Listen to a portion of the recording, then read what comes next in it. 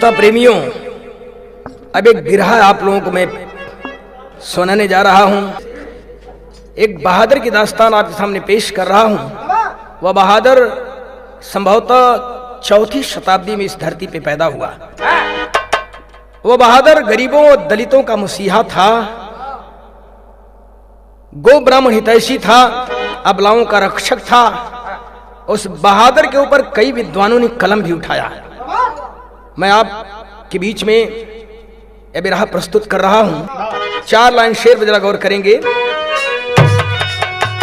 बजे जिनके पौरुष का डंका जहां में,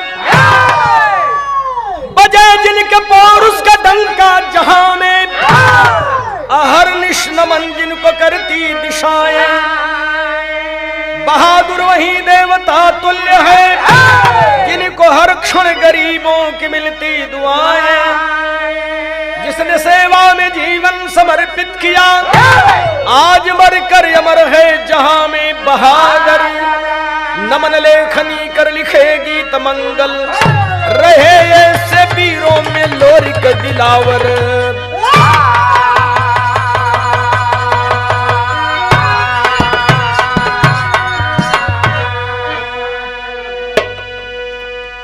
वह बहादुर इस धरती पे पैदा हुआ चौथी शताब्दी में। डॉक्टर हजारी प्रसाद द्विवेदी जी ने अपनी पुनर्नवा में उस बहादुर की चर्चा किया। उस बहादुर का नाम लोरिक दिया, गोपाल आर्यक दिए, और बाकी विद्वानों का नाम बताऊंगा। सबसे पहले तो 1379 में डॉक्टर मौलाना दाऊद ने चंदायन लिखा, जिसमें उस बहादुर की चर्चा है। लेकिन एक तर्ज लग रही है, जरा गौर करेंगे।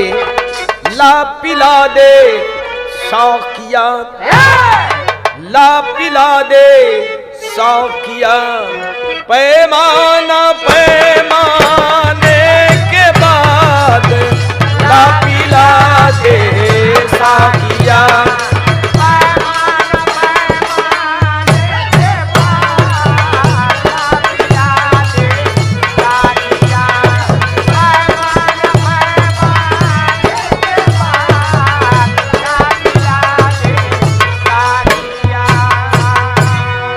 ला पिला दे साकिया, पैमाना पैमाने के बाद, काम की बातें करूंगा होश में आने के बाद, काम की बातें करूंगा।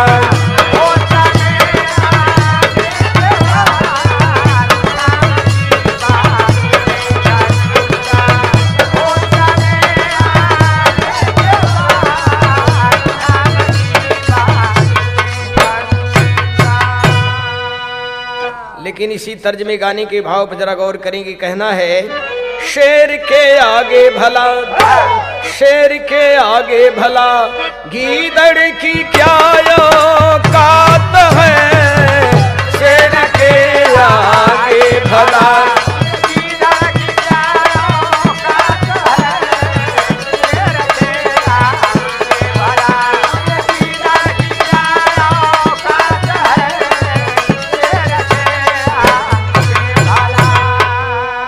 शेर के आगे भला, गीदड़ की क्या औकात है। जंग में जो टिक सके, अजी जंग में जो टिक सके, ऐसी कहां वह जात है।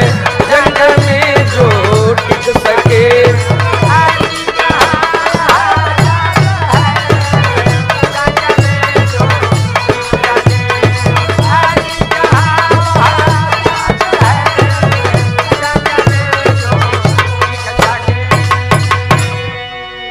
भला लड़ाई के मैदान में कभी शेर का मुकाबला गीदड़ कर सकता है? वो बहादुर शेर था। बुंदेलखंड से लेके लखनऊ के इर्द गिर्द, उधर गोडा बहराइच, बस्ती, गोरखपुर, सुल्तानपुर, प्रतापगढ़, जौनपुर, मिर्जापुर, इलाहाबाद, सीधे बढ़ते जाइए बलिया, गाजीपुर, बिहार, बंगाल, उड़ीसा, छत्तीसगढ़, मध्य प्रदेश, इतने इलाके में उस बहादुर की लोक गाथा वहां की लोक भाषा में गाई जाती है। डॉक्टर महेंद्र नाथ पांडे ने भी लोरी खान लिखा।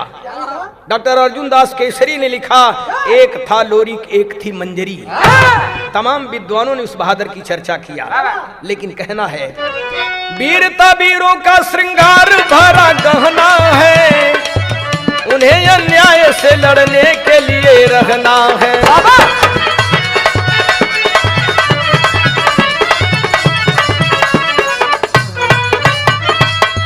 भला चुनौती देके गीदड़ कहाँ जाएगा, पड़ेगा सामना ना हर से बच न पाएगा।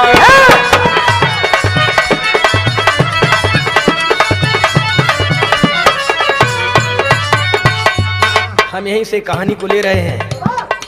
हमारे बहुत से गांव देहात में रहने वाले किसान भाई, अशिक्षित भाई, जो लोरिकायन हमारे बूढ़े बुजुर्गों से सुनते आ रहे हैं, वो आज भी हमारी धरोहर है। इसीलिए तो हम कहते हैं the oral history is better than written history. लिखित इतिहास से कहीं वो जबानी का इतिहास बड़ा बहुमूल्य है। उस बहादुर की चर्चा लोरिकायन और लोरिकी गाकर, चनैनी गाकर लोग करते हैं।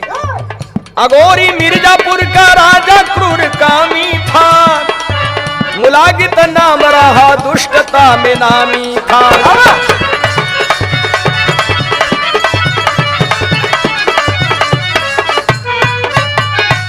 जबरी रंग रैलियां मनाता था ये बलाओं से, कांपते थे सभी उस नीच की बलाओं से।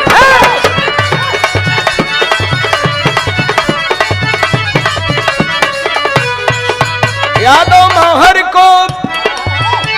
महर को नीच निशाना बनाया था, मंजरी कन्या उनकी नजर में गड़ाया था।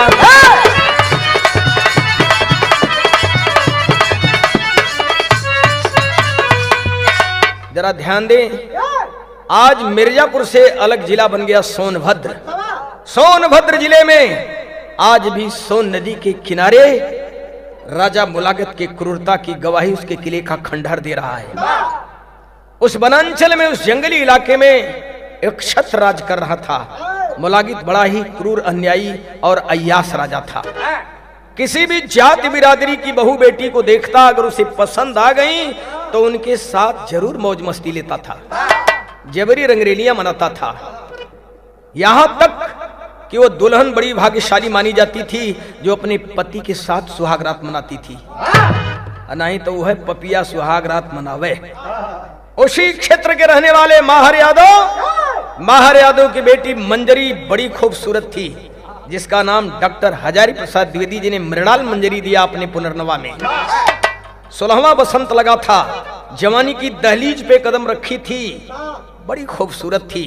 उसे देखकर अपनी नजर में गड़ा लिया और माहर को अल्टीमेटम दे दिया, अपनी बेटी के साथ मेरी शादी कर दो, वरना पूरे परिवार को बोटी बोटी कटवा डालूंगा। चनैनी गांव वाला तयहां तक बतावेल कि ओकरी बड़ी बहन मोती सर के रख भी ले रहा।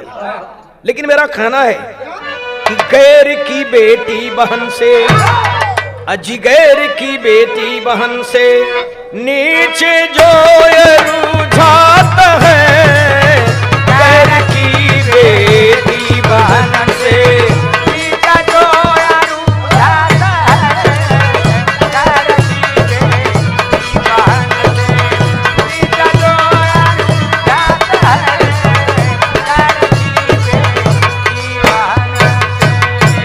गैर की बेटी बहन से नीच जो रुझात है, खैरियत उसकी नहीं, आखिर में खाता लात है। जे करे बहन बेटी के जे गंदी नजर से देखी ना, आज ना कल लात अवश्य खाई। और हम चैलेंज के साथ कहिला कि जे दूसरे के बहन बेटी पे गंदी नजर उठाई, ओहू के बहन बेटी पे गंदी नजर उठावाला उठाई है। माहर यादव बड़ा परेशान हुए। उस जंगली इलाके में, उस वनांचल में घूम घूम कर माहर यादव बिरादरी और यहाँ तक कि गैर बिरादरी में भी जा जाकर के दुहाई देने लगे। लेकिन तर्ज एक लगत था, दिल देता है, दिल देता है रो रो दुहाई, किसी से कोई प्यार ना करे।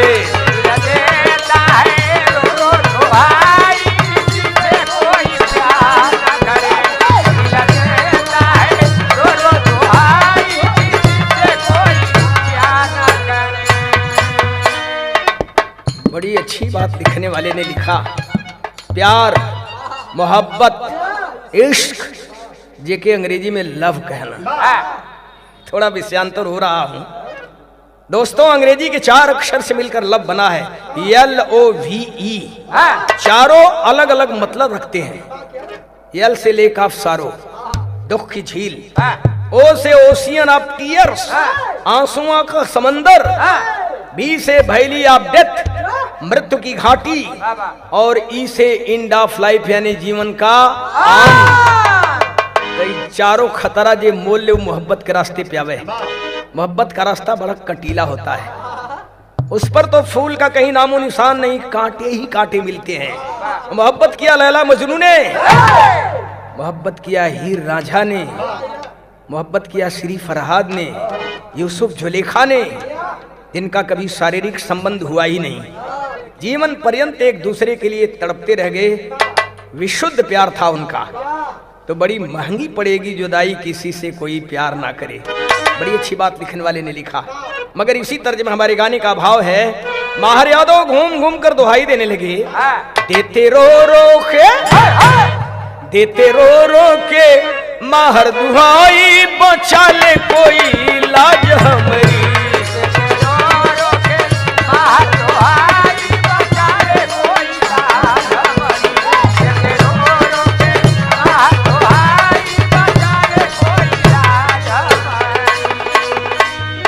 बचा ले कोई लाज हमारी है। कैसे बिटिया के, कैसे बिटिया के नीचे अपनाई, बचा ले कोई लाज हमारी।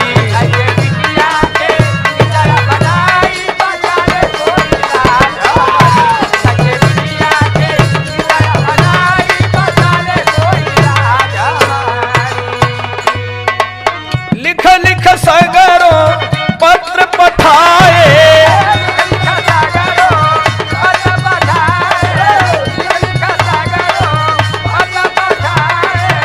जहां तहां जाकर शीश झुकाए,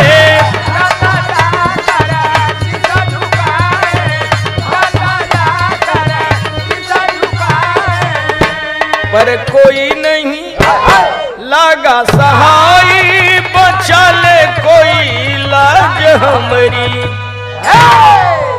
उस जंगली इलाके में, वनांचल में घूम घूम कर माहर यादव जा जाके दुहाई देने लगे, मेरी कोई आबरू बचा ले। लेकिन इतना उसका आतंक था, इतने लोग उससे भयभीत थे, किसी की हिम्मत नहीं हुई उसके सामने आने की, कोई मदद करने को तैयार नहीं हुआ। हाथ जोड़ ले लोग माहर के सामने, भैया तुहार मदद हम न कह पाओ जी, कोनो दूसरा दरवाजा देखा। आखिर लाचार होकर माहर यादव को इस पूर्वांचल की धरती की तरफ झांकना पड़ा। उस समय भगवान कृष्ण के रूप में अवतरित हो चुके थे गोपाल आर्यक यानी लोरिक, और बलराम के रूप में श्यामल देव यानी संहरू। लाचार होकर के माहर यादव पत्र लिखने बैठते हैं। मामूली से साक्षर थे, वो जंगली इलाके में शिक्षा का स्तर का रहल हुई 1700 वर्षों पहले, आप अंदाजा लगा सकते हैं। लेकिन विदेशिया के अंदर भाव देना पड़ा। लिख माहर रोई रोई गौर के पतिया हो, तोरे हाथ हमारी इज्जतिया ए बीरवा।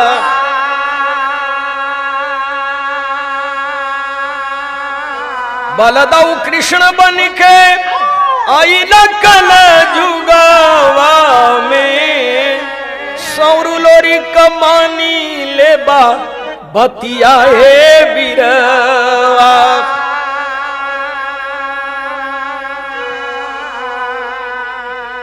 बाबूजी भोजपत्र जेके भोजपत्र कहल जाला, भोजपत्र पे लिखत हुए आंखें डबडबा गई, टप टप आंख से आंसू टपके लगल।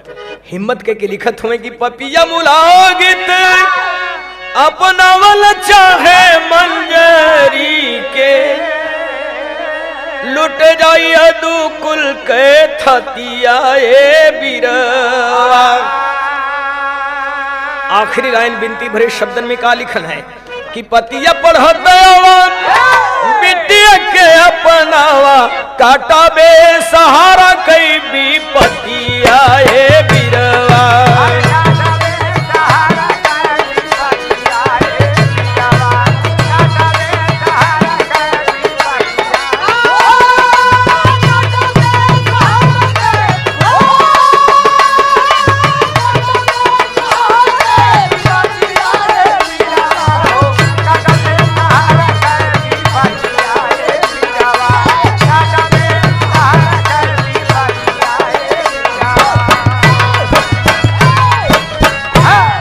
बाबूजी, सोनभद्र से बलिया के बीच की दूरी कुछ नहीं तो 250-250 किलोमीटर से कम नहीं होगी। आवागमन के साधन भी इतने नहीं थे। बड़े मुश्किल से पत्र पहुंचा है। जब पत्र लोरी के हाथ में गया, पत्र पढ़ते लोरी की भुजाएं फड़कने लगी, रोंगटे खड़े हो गए, आंखें लाल लाल हो गईं। यह वीरस का स्थायी भाव है। यहाँ विरह के अंदर टेरी में भाव देना पड़ा। अरे मोरे राम, अरे जवानिया भले ही जंग में मिटी, जाए देव न जियते यदुवंश के पानिया।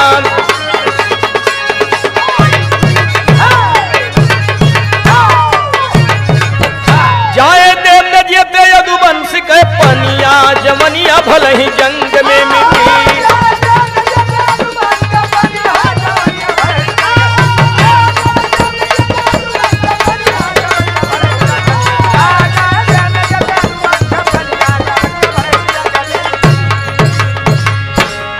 फड़कने भुजा वीर की पाती पड़ गरमाया है। शीश झुका सौरू भैया को पढ़ के पत्र सुनाया है।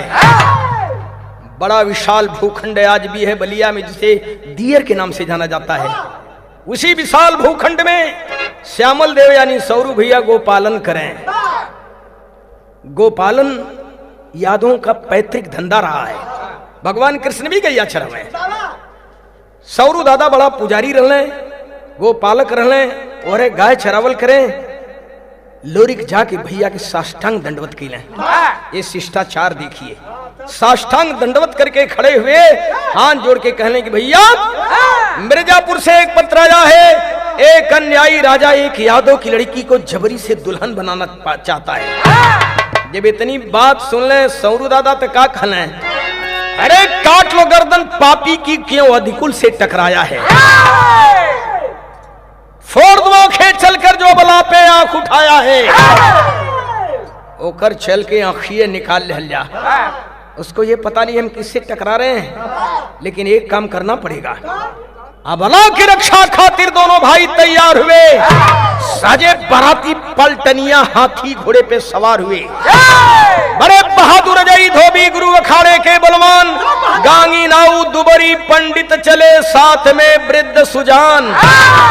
बलिया से पैदल तीसरे दिन मिर्जापुर में आए हैं। अब भजा गोरी मारू बाजा काले बादल से छाए हैं। कल कि उस लड़की से तुम्हारी शादी करनी पड़ेगी। छांट छांट करके नौजवान पट्टा लिए गए। हर जाति बिरादरी के, पक्का समाजवादी विचारधारा रही लोरी की। चल दिए। बलिया से तीसरे दिन पैदल यात्रा करके अगोरी के किले को सोनभद्र में जाकर चारों तरफ से घेर लिए। अरे जाके घेरी ले हले बीरवा,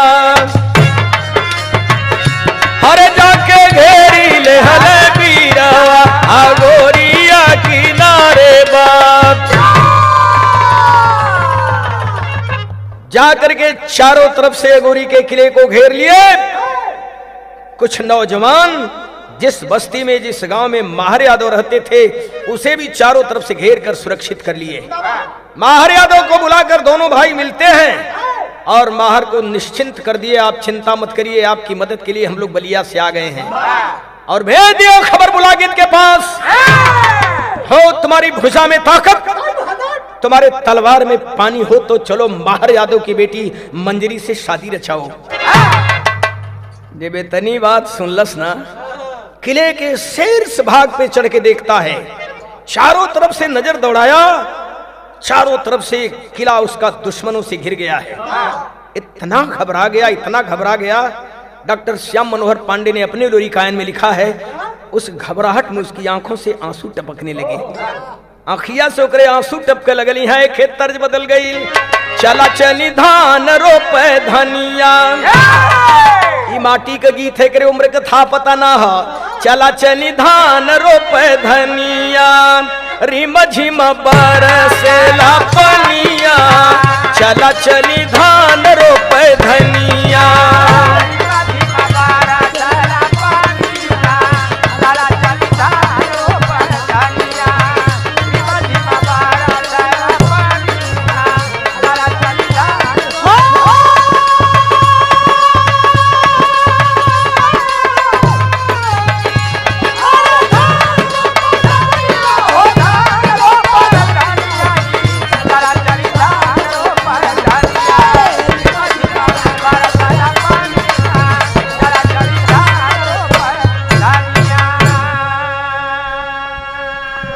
देखा हो भोजपुरी में 3 नाम बेजोड़ रहल। विदेशिया के जनक ठाकुर भिखारी, बिरहा के गुरु बिहारी और खड़ी धुन का दद्दा पंधारी। पंधारी दद्दा एक लाइन गावे की, जवन मजा आम के चटनिया, जवन मजा आम के चटनिया, ओ लहसुन धनिया में नहीं।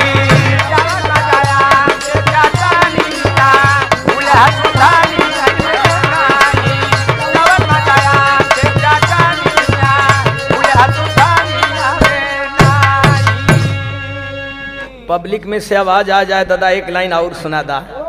अगली लाइन बड़ी बेजोड़ सुनावे, शिक्षाप्रद बात। हरे जवन मजा आम के चटनिया, उ लहसुन धनिया में नाही। हे बाबू जवन मजा अपनी दुल्हनिया, उ कसबिनिया में नाही।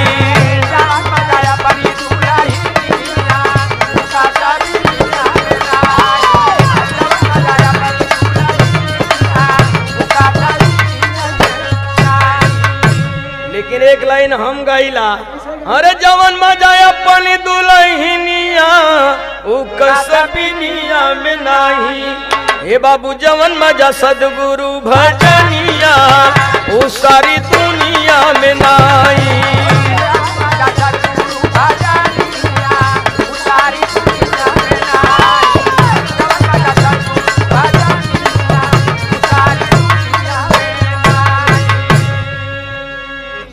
तनी मनोरंजन बदे धुन बताओ में हम विषयांतर हो गई, क्षमा करिए, लेकिन गाने के लाइन पे जरा गौर करें। चारों तरफ नजर जब दौड़ाया तो उसकी आंखों से आंसू टपकने लगे। नया नवा से नीर बह लगल, नया नवा से नीर चुए लगल, भइले मुलागी तया धीर हो, नया नवा से नीर बह लगल।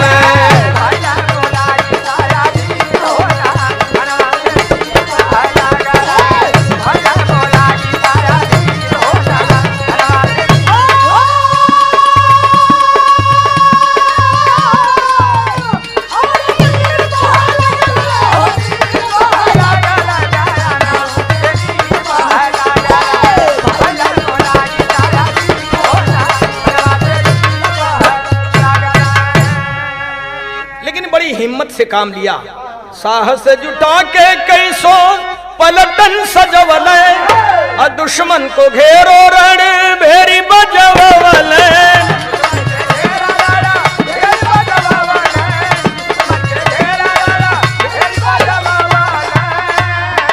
नयनवा से नीर चुए लगल, रनवा में चमकल शमशीर हो, नयनवा से नीर बह लगल।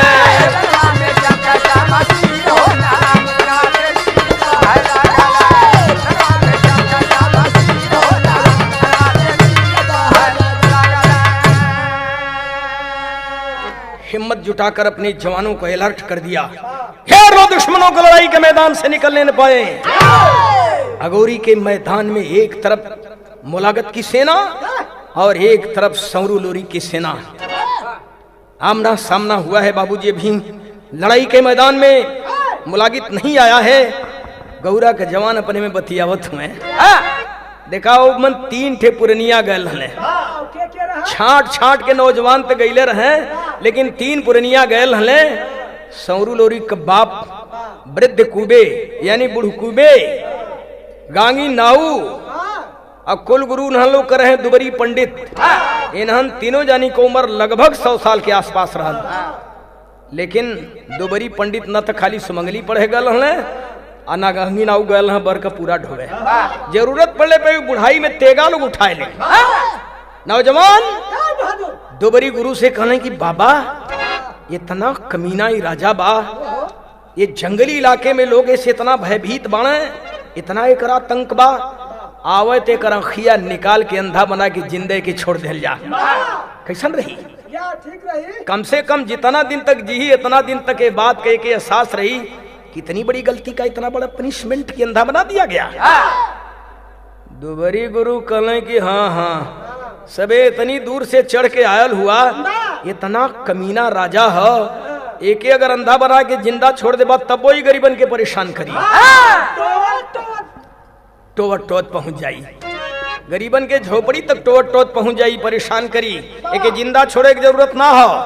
दुबरी गुरु गांगी से हुकारी भरवाओ तो गांगी तोहार का ख्याल है? अरे गांगी कहे बाबा जवन आपका ख्याल हो हमार ख्याल, एक जिंदा छोड़े की जरूरत ना हो। मगर तर्ज बदल गई। अरे संयम और मिलल बाझरे लावा, संयम और मिलल बाझरे लावा, जबरी खिजावे हमके खिलवा।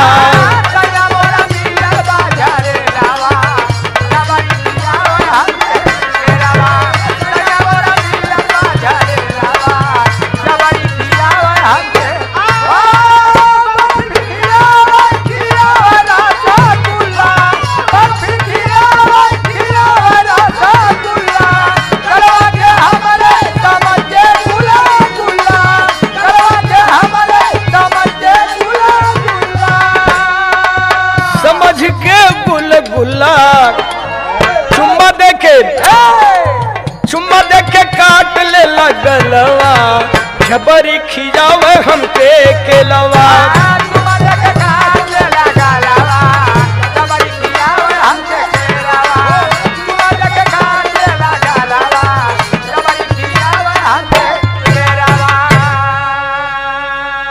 यही तर्ज में नौजवान कहले कि के जाने गाँव घरे के नाते मंजरी कर बहिन लगत हो, तो एक कमवाते से कराई लहल जाई लावा परिछवावे वाला। लेकिन का कहत हूँ मैं, अरे काटले बसार के मऊरवा, काटले बसार के मऊरवा, जुटल या गोरी में गौरवा।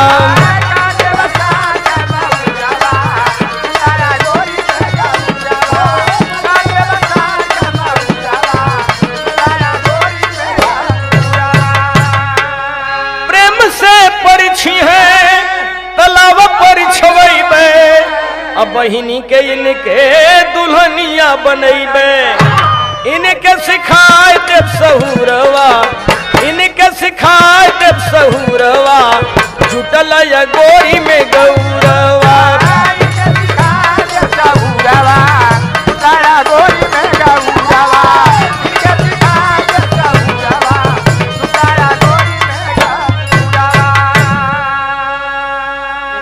गौरा के जवान ऐसे अभी बतियावो थो, तब तक लड़ाई के मैदान में ही पहुंचबे त कयल।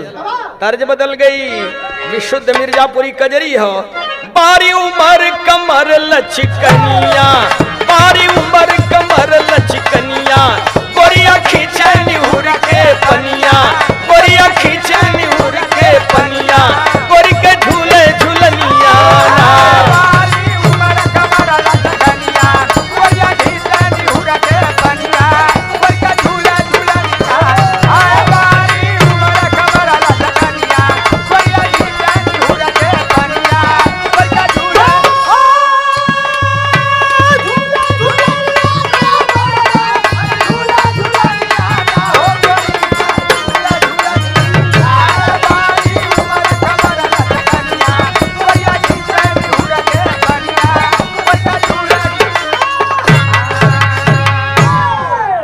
इसी तर्ज में गाने के भाव पे जरा गौर करेंगे।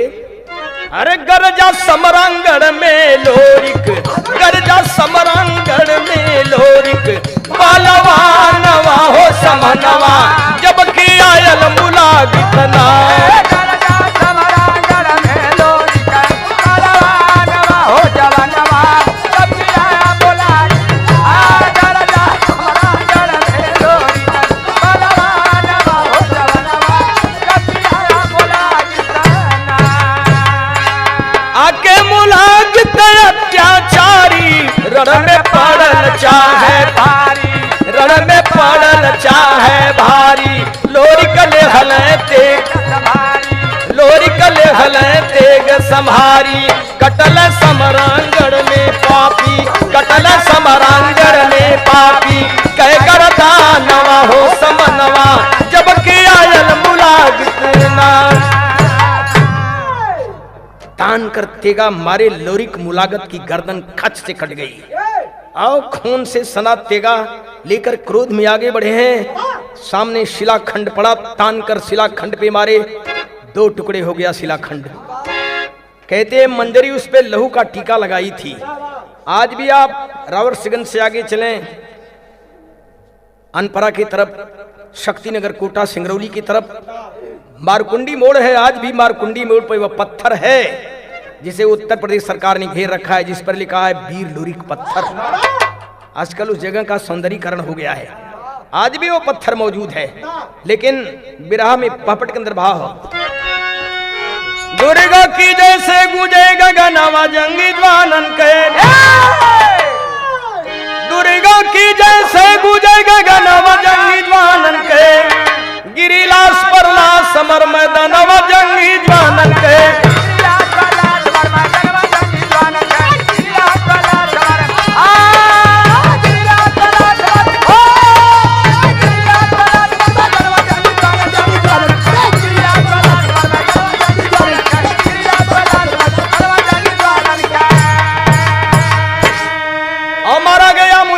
पापी बिरलोरिक के हाथे हो, विजय पताका फहरा के सब झूमत चले साथे हो।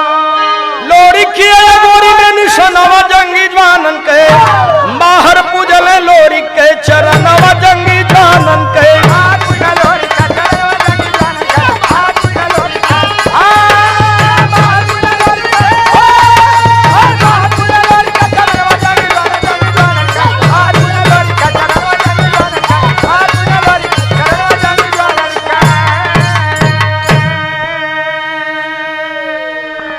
लोरिक ने मुलागत का वध करके उस जंगली इलाके से, उस वनांचल से आतंक का अंत कर दिया, जिसे आज सोनांचल कहा जाता है। उस इलाके में आतंक फैला था उस पापी का, लेकिन आतंक का अंत कर दिए, समता मूलक समाज की स्थापना किए। वहां माहर यादव का पांव पूजे, ये सारी माहर यादव लोरिक का पांव पूजे और अपनी बेटी मंजरी का कन्यादान किए। लोरिक और मंजरी का पाणी ग्रहण संस्कार हुआ। लेकिन एक प्रमाण और मिलता है, चनैनी गाने वाले हमारे भाई बताते हैं, उसका भांजा निरंबल बड़ी लंबी फौज लेकर लड़ाई करने आया था और उसे शायद भोले बाबा का वरदान मिला था, एक बूंद भी लहू अगर धरती पे टपक जाए तो रक्त बीज की तरफ फिर तैयार हो जाता था। लेकिन लोरिक ने उसका भी वध कर डाला, उसका भी अंत कर डाला और बड़े प्रेम से मंजरी को दुल्हन बनाकर गौरा लेकर वापस आते हैं। आल्हा के अंदर भाव देना पड़ा, जे करे जन्म में बरसल पहर भर सोनवाए भैया, जे करे जन्म में बरसल पहर भर सोनवाए भैया, जे करे जन्म में बरसल पहर भर सोनवाए भैया।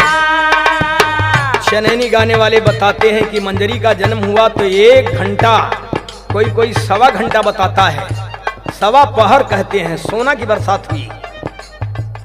जे करे जन्म में बरसल 1.25 पहर सोनवाए भैया, जे करे जन्म में बरसल 1.25 पहर सोनवाए भैया, जे करे जन्म में बरसल 1.25 पहर सोनवाए भैया। कैसे भला जाई ओही आपलक लाज, कैसे भला जाई ओही आपलक लाज, कैसे भला जाई ओही आपलक लाज।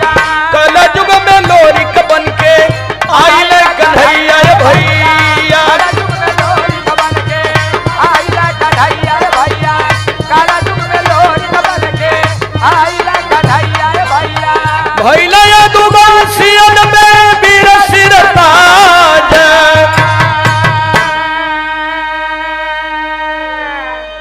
छनैनी गाने वाले बताते हैं कि मंजरी का जन्म हुआ तो सवा पहर सोना की बरसात हुई। ये बात गले के नीचे नहीं उतरती, क्योंकि सोना तो हमने पढ़ा है खान से निकाला जाता है, लेकिन इसे नकारा भी नहीं जा सकता।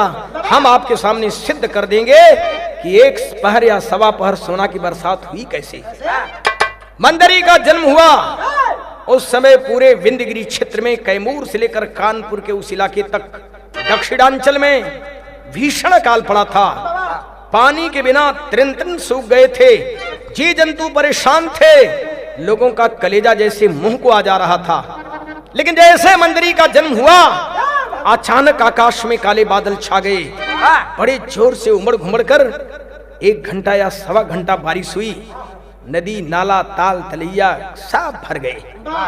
पानी से धरती पे हरियाली छा गई, जनजीवन सुखी हो गया। कभी कभी किसान अपने में बतियावल, कभी कभी ऐसी बारिश हो जाती है कि हमारे किसान भाइयों को कहना पड़ता है, अरे यार पानी का जना सोने बरस गया। तो 1 घंटा या सवा घंटा जो पानी पड़ा, उसकी कीमत 1 घंटा या सवा घंटा सोना के बराबर की गई। लेकिन भगवान कृष्ण का अंश बनकर लोरिक और बलराम का अंश बन करके श्यामल देव यानी सौरु कैसे आए, ये भी आपके सामने सिद्ध कर दूंगा। अबला की रक्षा बेसहारा के करना, अबला की रक्षा बेसहारा के करनवा, कैला गोरी पलटनिया के साजन, दुष्ट के विनाश कई के धर्म बचाले, लोरी के बदल सर शादी वाला, हंसी खुशी मंजरी के लेके गईले गौरा, काफी दिन प्रेम से चलल राजकाज।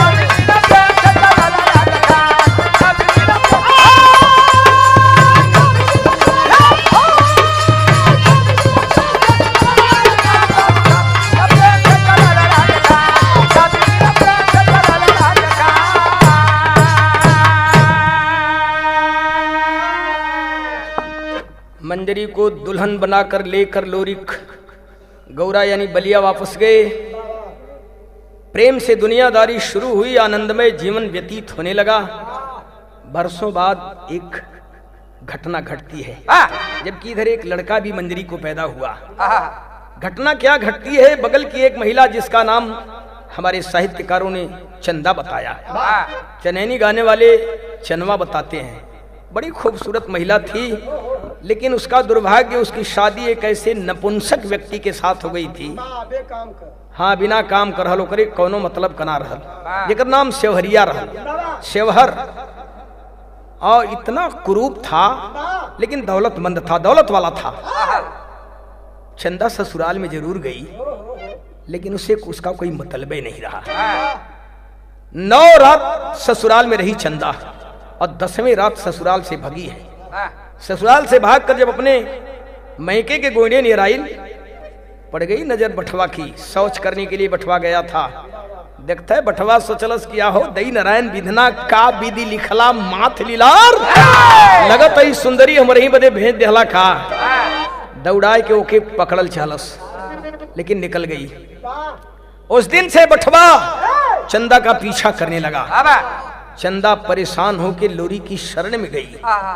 और लोरी बटवा के बड़ा समझौले बुझौले, मान जो पट्टे हम दोनों जन एक अखाड़े के लड़वैया, एक गुरु के चेला है, और केहू के बहन बेटी के इसे परेशान ना कैल जाला। बटवा कलश की बड़ा आदर्शवादी भैल हुआ, तो उसे मतलब कहना, अरे काहे ना मतलब हो, हमरे जात बिरादरी का, हमरे अगल बगल का लड़की हो, ओकी तू परेशान करबा, हमसे मतलब न रही।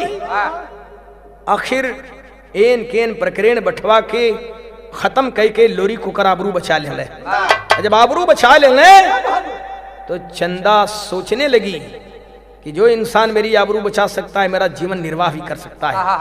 चंदा लोरिक पे आसक्त हो गई, लोरिक से प्यार करने लगी। तो प्यार करना कोई गुनाह थोड़े है, लेकिन उसी दौरान हाल द्वीप जो बंगाल में आज है हल्दिया, वहीं से जात की कलवारिन बेचारी जमुनी शराब बेचकर जीविकोपार्जन करती थी। दबंग लोग मुफ्त में उसकी शराब भी पी जाते थे, उसके इज्जत के साथ खिलवाड़ भी करते थे।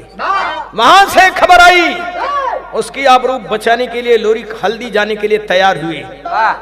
चनवा कलश के हमहू चलब, कल तू वहां जाए का करबू? कलश के राजा दशरथ के संगे कई का करे गई लहनी। कल अच्छा तो तू कई का रोल अदा करबू। नहीं मानी, चंदा भी साथ में गई है। लोग जवन कहने की लोरी चनवा को उधार के लेना।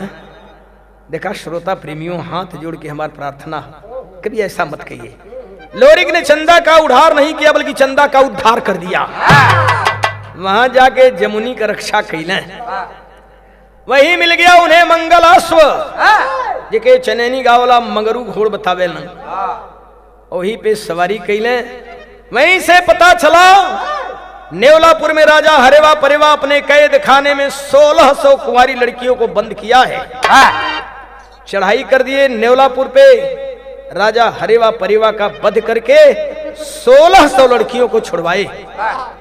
भगवान कृष्ण अपने जमाने में भवमासुर जो 16,100 कुंवारी लड़कियों को बंद किया था, भवमासुर का वध करके भगवान 16,100 कुंवारी लड़कियों को छुड़वाए।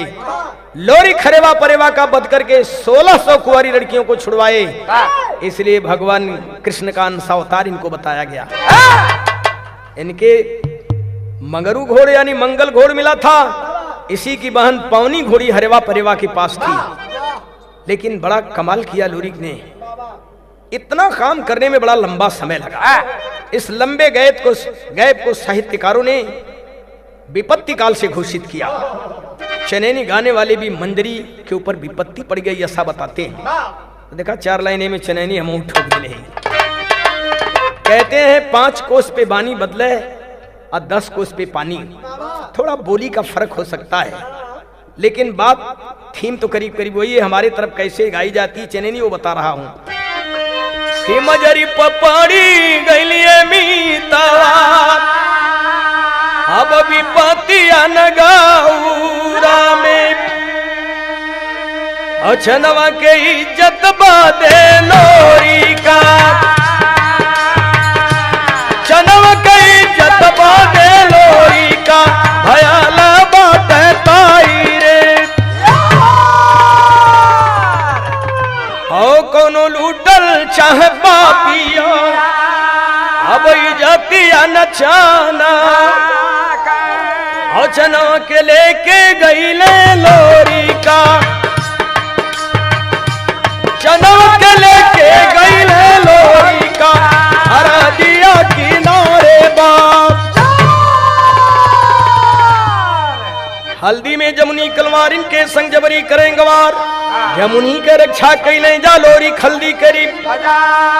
मंगल घोड़ मिलल ना हर के करे पे भइले सवार, लोहा लगर हरेवा से फिर कर भी कैले। और 1600 सखियन के मुक्त कलौरे लोरी कबीर जू।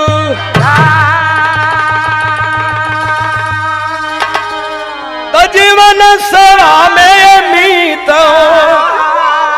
अब समर्पित न कोई रे,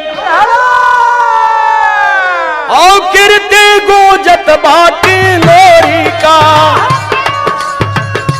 कीर्ति गूंजत बाटी जगतिया में न हो तो।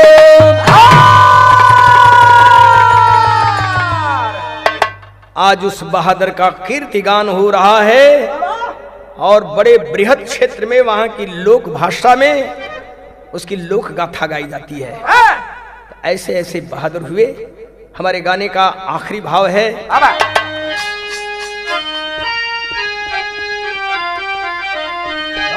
यदुवंश में भइले ऐसन बिरवा, अखे के दुखियन के नवरिया लगौले तिरवा।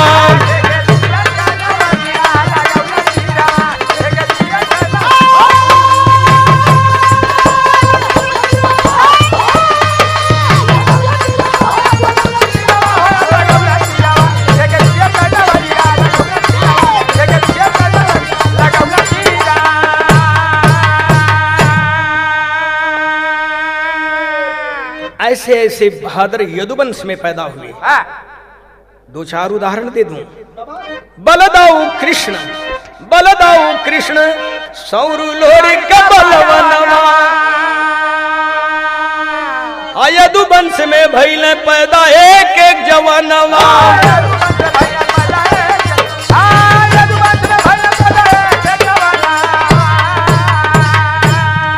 दलित गरीबन के हारे पीरवा, अखे के दुखियन के नवरिया लगौले तिरवा।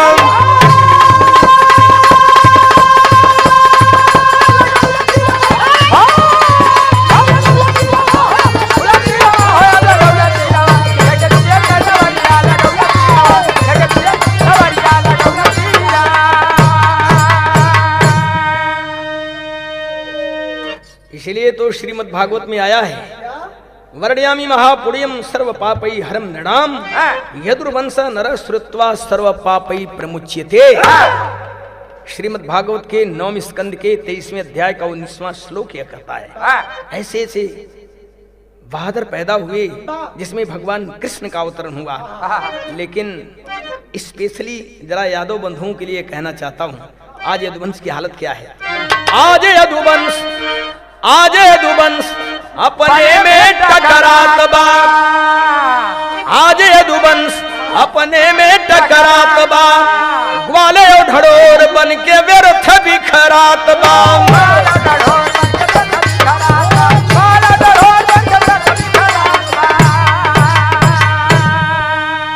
जब किए के कुल का हिरवा, अखे के दुखियन के नवरिया लगौले तिरवा।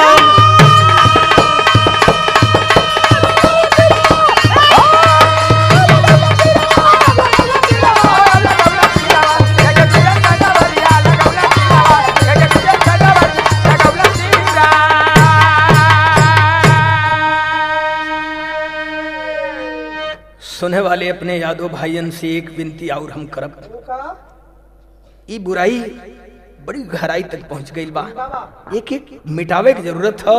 और सबसे खराब बुराई एक ही है कि अमृत जैसन दूध बेच, अमृत जैसन दूध बेच पियल शराब हो, अकयल न परिश्रम चाह बनल नवाब हो।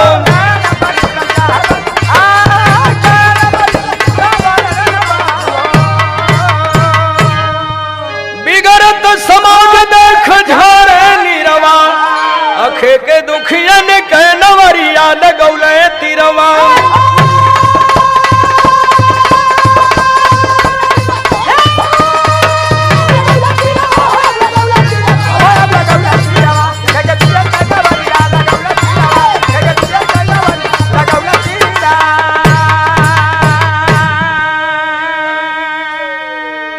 आज का अमृत दूध है, दूसरे को दूध पिलाते हैं, खुद पीते हैं जहर। चेत लो मेरे दोस्तों। तो स्वामी गुरु बिहारी रमन होरी गए सिखाई, हीरा लक्ष्मी मंगल गावे चेत लो यादव भाई हो। जवनिया भले ही जंग में मिटी, लिखे कभी मंगल